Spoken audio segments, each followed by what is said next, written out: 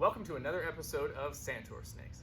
On this episode, we're going to tell you all about how we changed a 180-gallon aquarium to a terrarium. Thank you to all that liked and subscribed. Now cue that intro.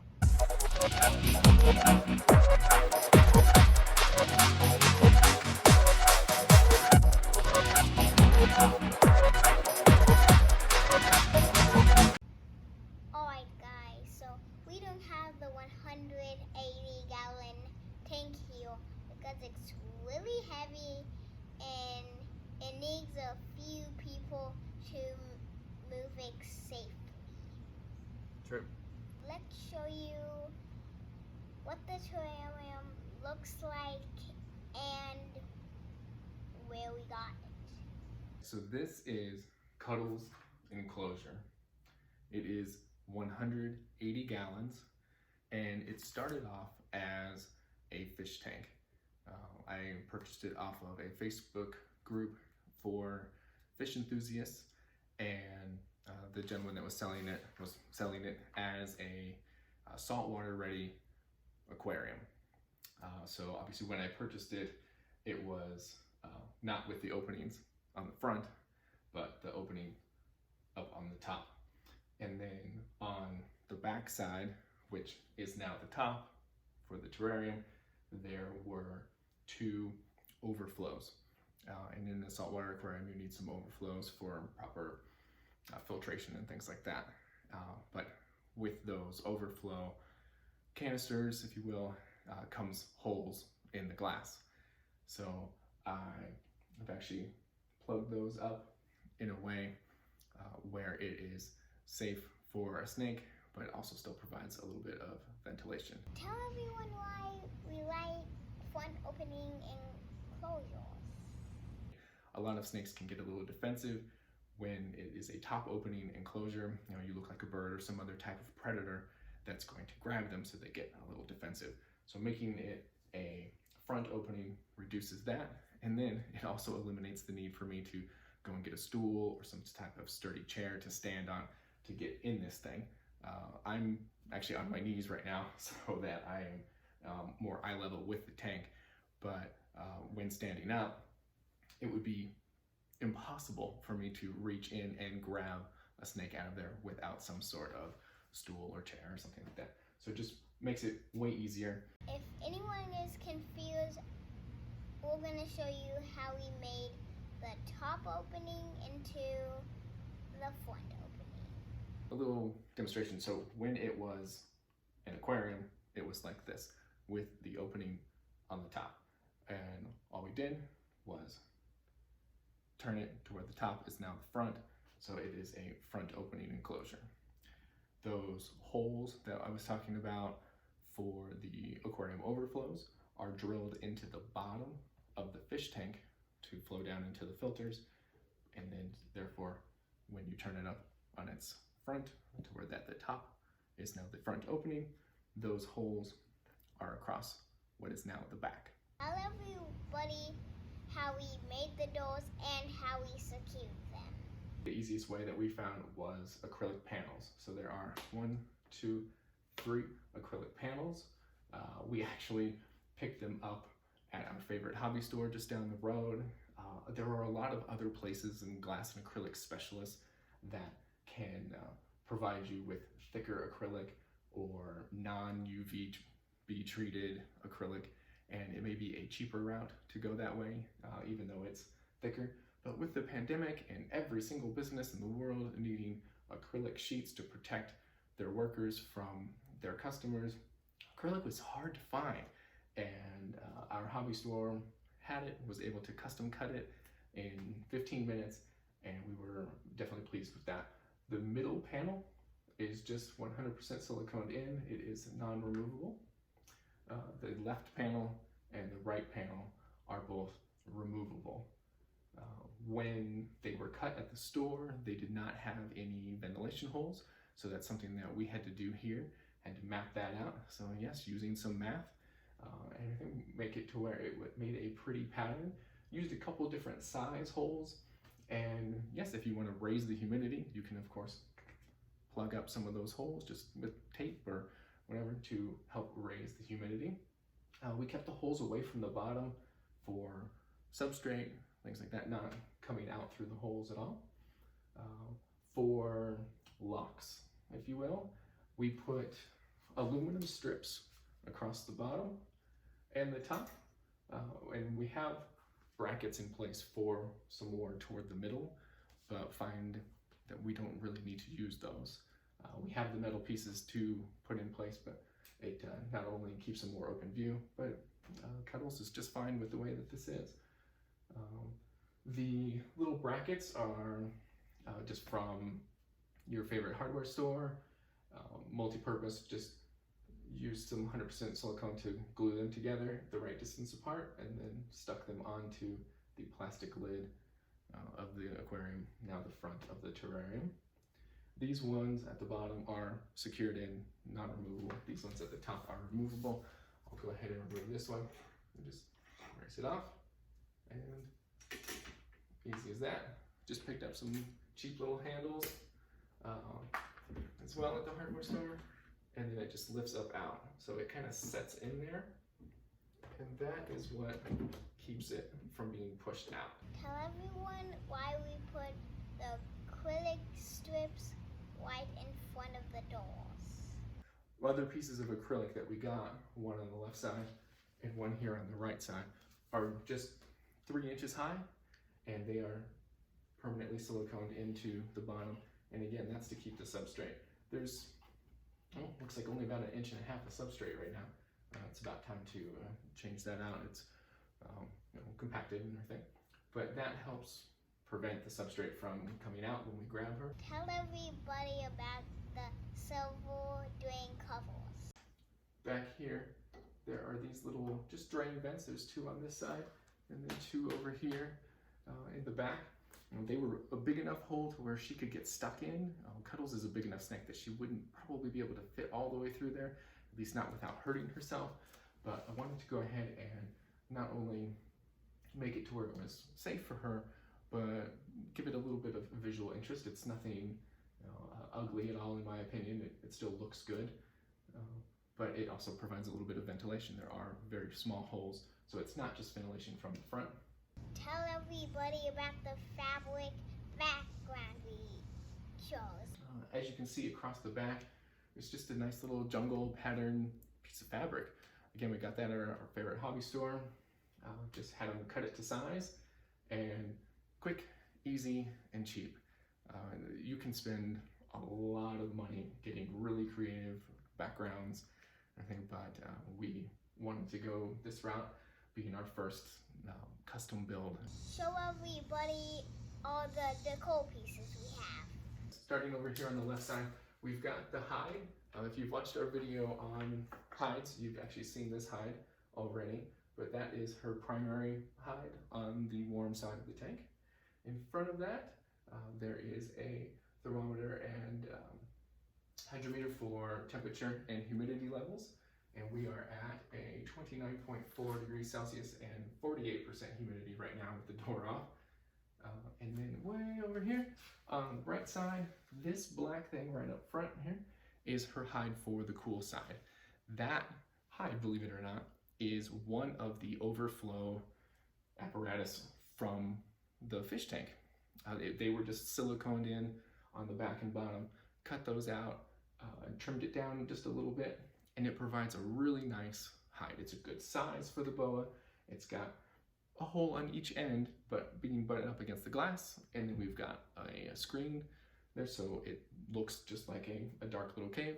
It's plenty big for her. Even when she's full grown, she'll be able to fit in there very nicely. And we did save that second one in case we get another large snake or need to do something different for Miss Cuddles here.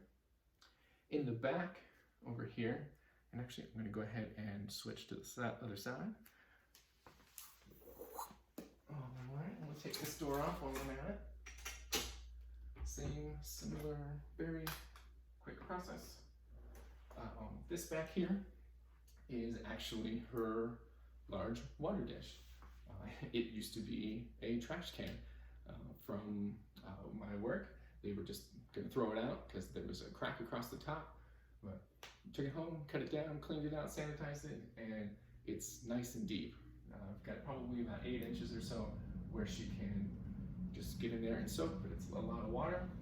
And then here in the back is just a little piece of decor that is suctioned to the back, a little broken branch piece, and it just comes up off and is adjustable.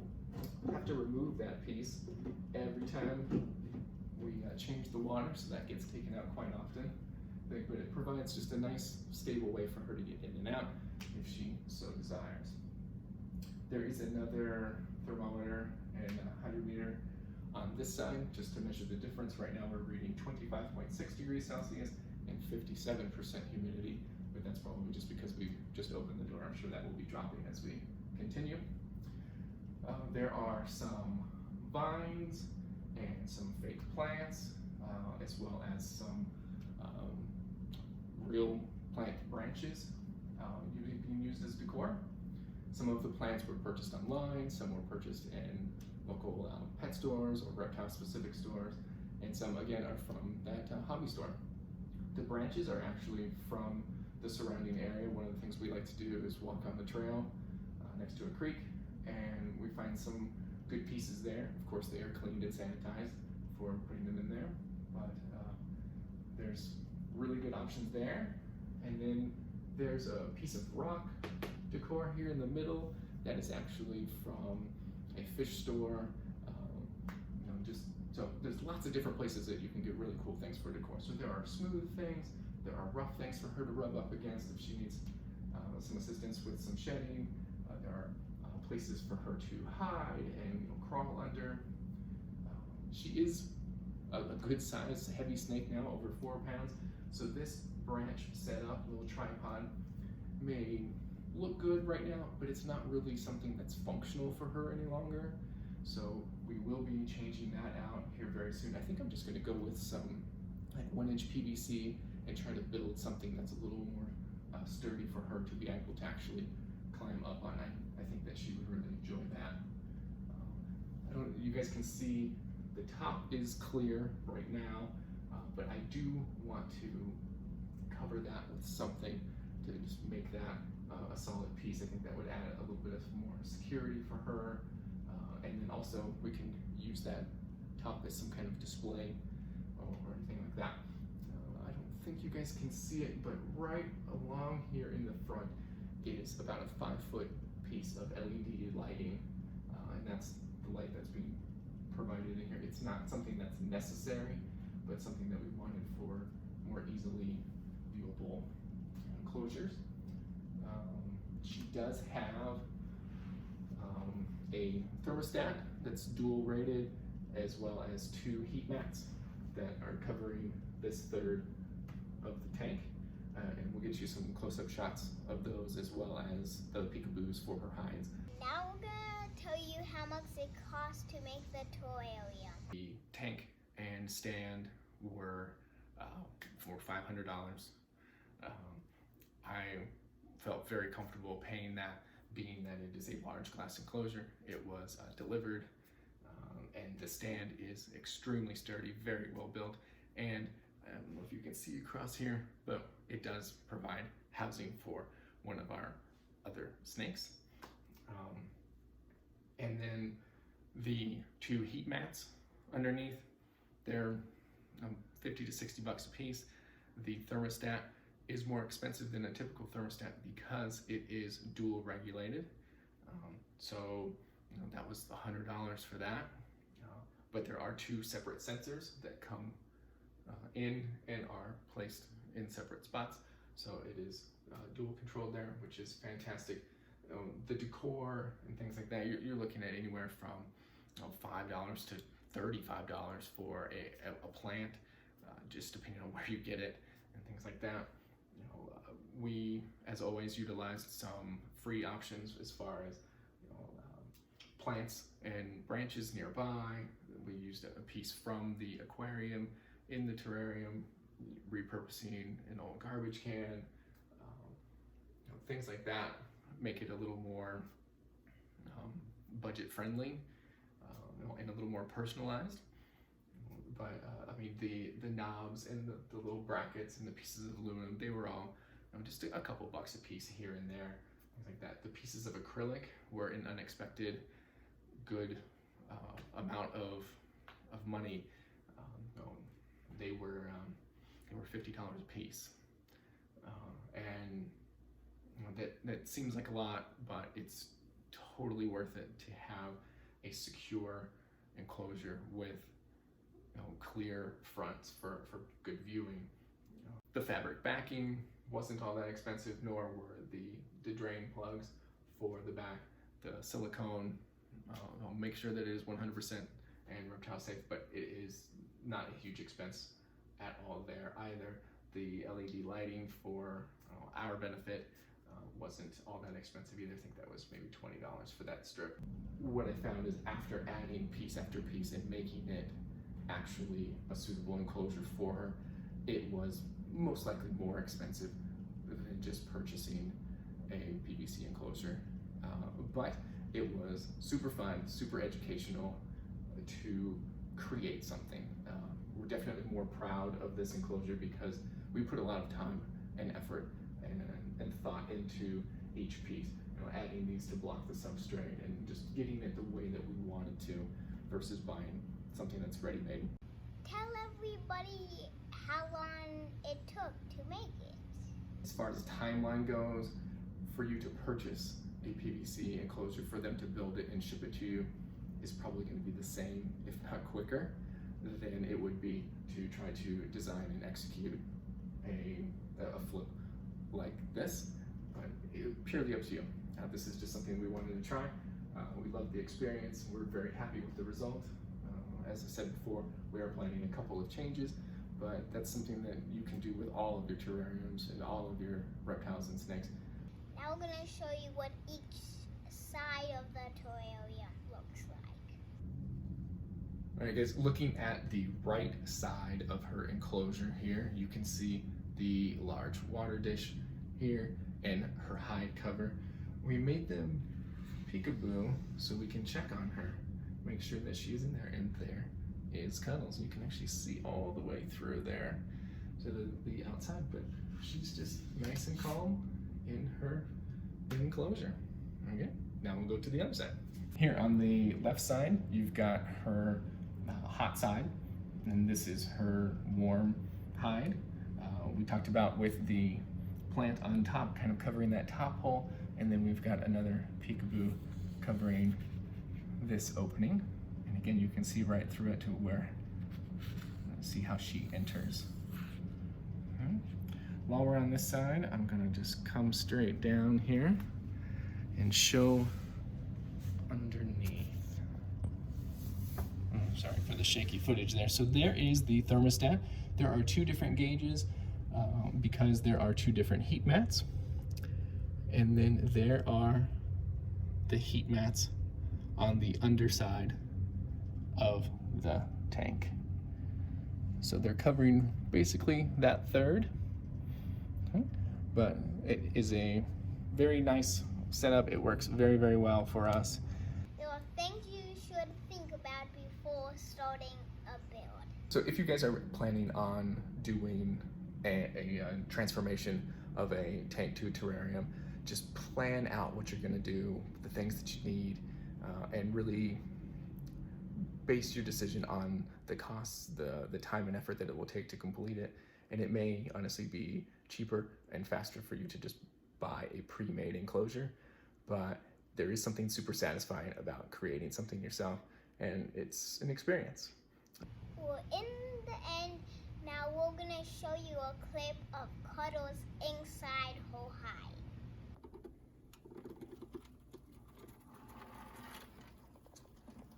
There is a close-up shot of Miss Cuddles in her little hide over here. Isn't she beautiful? Say hi, Cuddles. No, okay. All right. Thank you all for watching that video about our special custom build. It was definitely a labor of love, just like creating this video ended up being, but we thoroughly enjoyed the process of the terrarium build and also this video build. So again, thank you all very much. We highly appreciate it. Now, thank you all for learning with us. And we'll catch you on the next one.